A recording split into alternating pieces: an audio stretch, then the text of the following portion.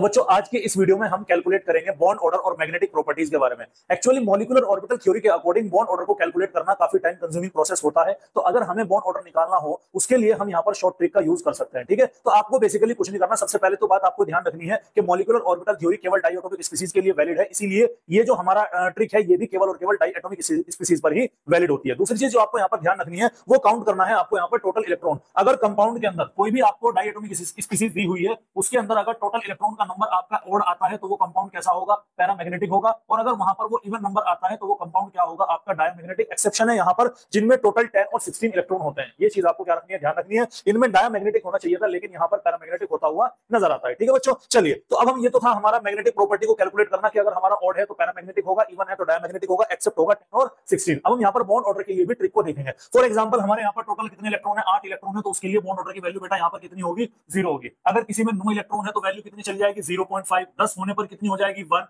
11 होने पर कितनी हो जाएगी बेटा 1.5। 12 होने पर कितनी हो जाएगी आपके 2। 13 होने पर कितनी हो जाएगी 2.5। 14 पर कितनी हो जाएगी 3। अब 3 पर मैक्सिमम हो जाएगा। उसके बाद में वापस जैसे 0.5 से इंक्रीज हुआ था बिल्कुल उसी तरह 0.5 से डिक्रीज होना स्टार्ट होगा। 15 पर आएंगे तो कितना होगा 2.5। 16 टोटल अगर इलेक्ट्रॉन है तो वैल्यू कितनी होगी बॉन्ड ऑर्डर की आपके 2। 17 पर होगा आपका 1.5। 18 पर होगा 1। 19 पर होगा 0.5 और 20 इलेक्ट्रॉन होने पर अगेन यहाँ पर बॉन्ड ऑर्डर क्या होगा, 0 होगा। तो ये था हम किसी भी डाई एटॉमिक स्पीसीज का मॉलिक्यूलर ऑर्बिटल थ्योरी के अकॉर्डिंग मैग्नेटिक प्रॉपर्टी और बॉन्ड ऑर्डर को कैलकुलेट करने की शॉर्ट ट्रिक।